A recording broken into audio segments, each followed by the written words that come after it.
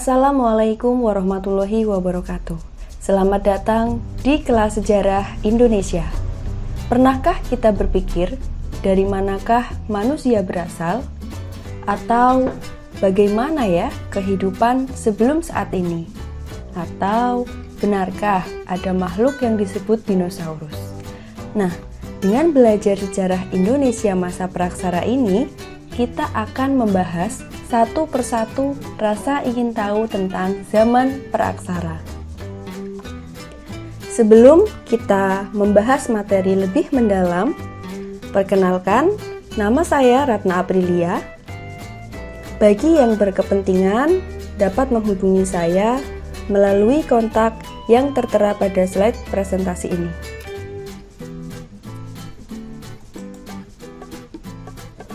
Untuk memperkaya pengetahuan kita tentang praaksara Indonesia, saya juga menuliskan beberapa sumber bacaan.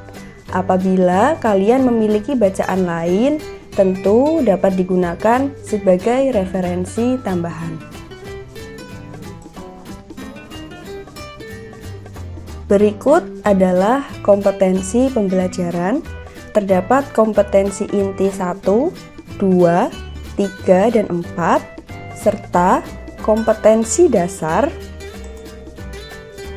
3.2, yaitu tentang menganalisis kehidupan manusia dan hasil-hasil budaya masyarakat praaksara Indonesia.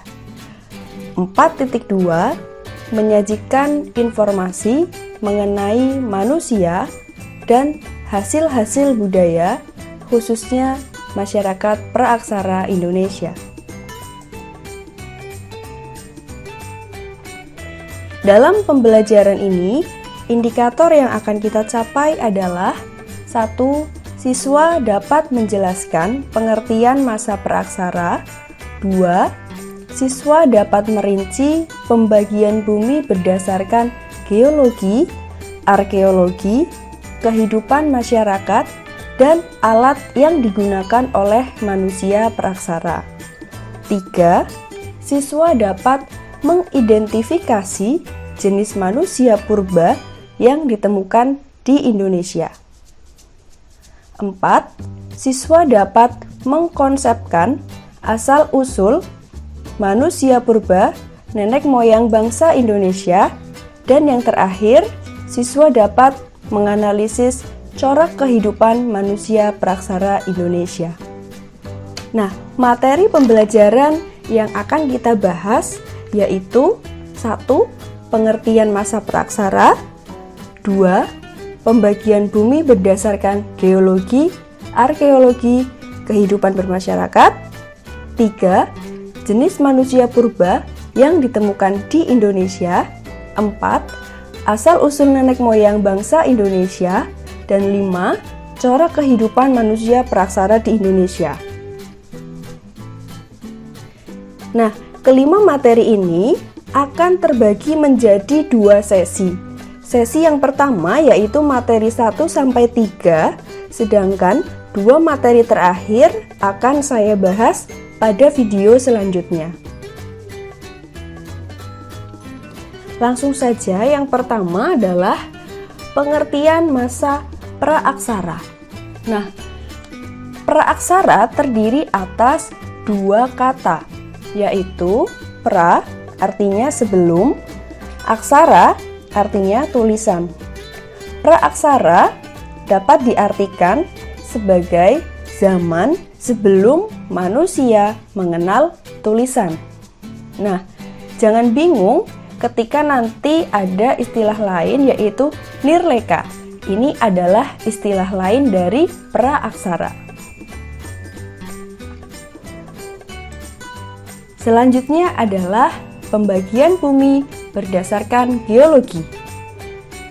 Pembagian bumi berdasarkan geologi ini mengacu pada usia lapisan bumi.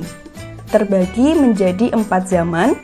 Yang pertama adalah Arkaikum, yaitu zaman tertua dalam sejarah perkembangan bumi yang berlangsung sekitar 2.500 juta tahun yang lalu.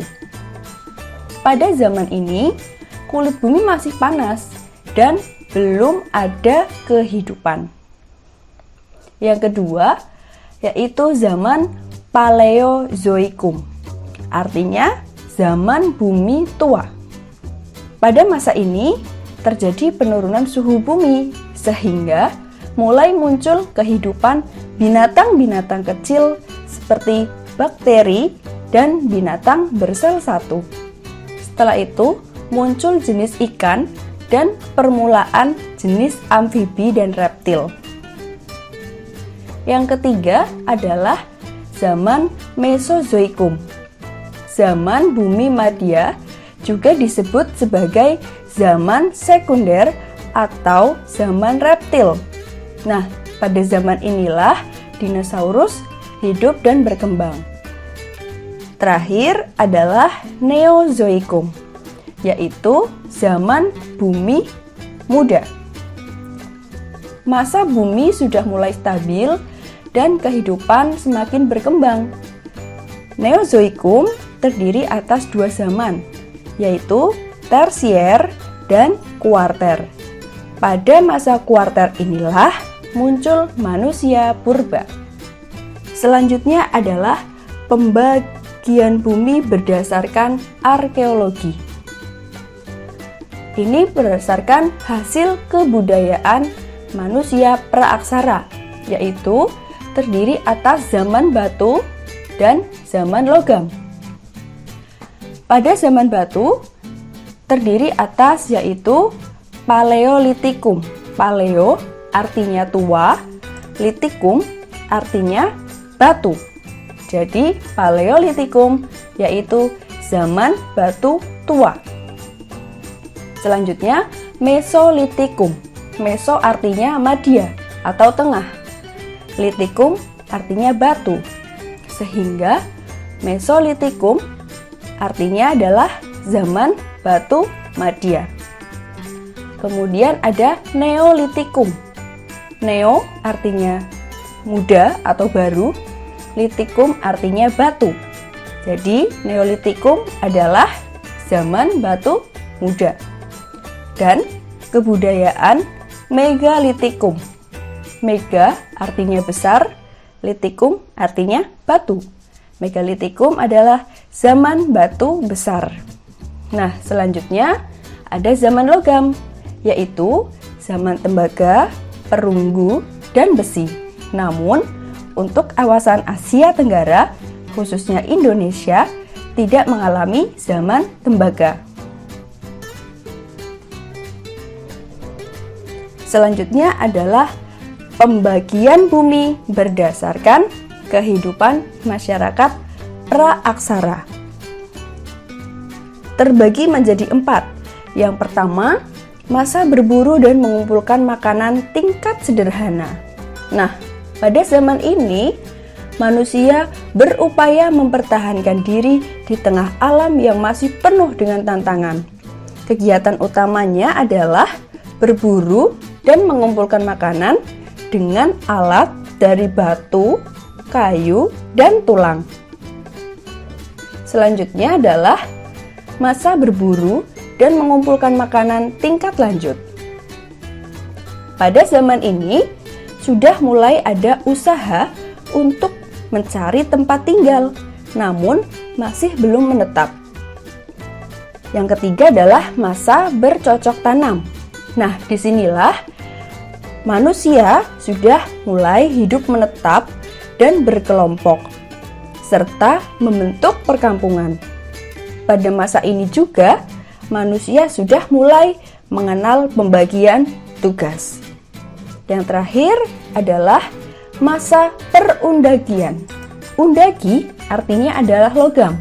Nah, ini adalah awal manusia membuat alat dari logam.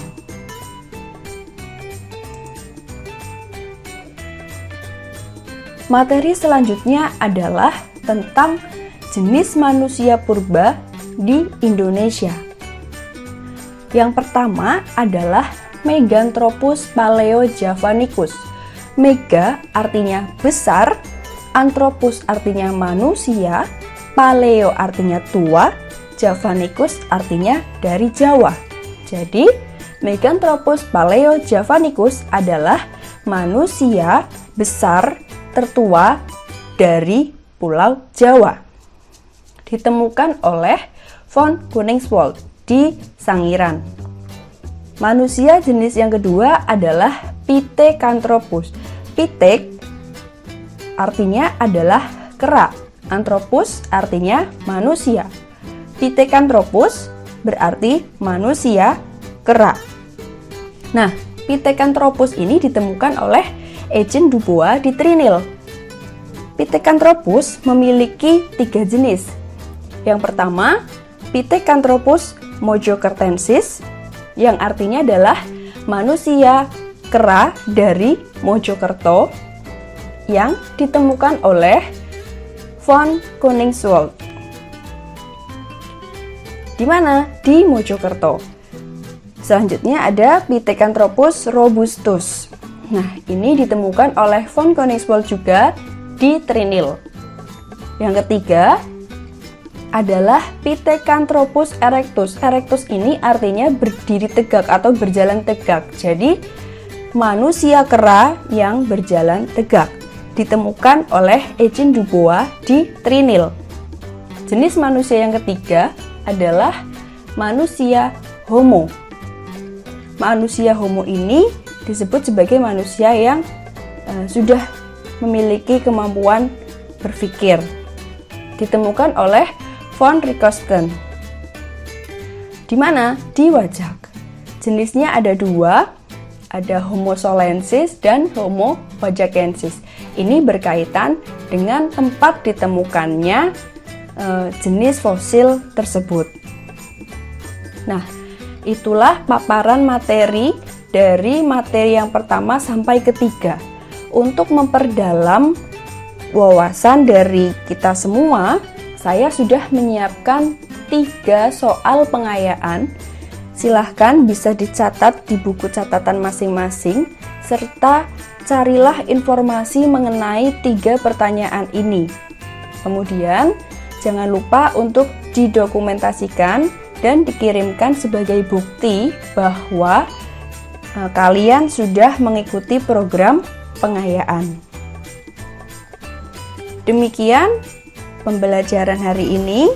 Terima kasih dan sampai jumpa di pembelajaran selanjutnya. Wassalamualaikum warahmatullahi wabarakatuh.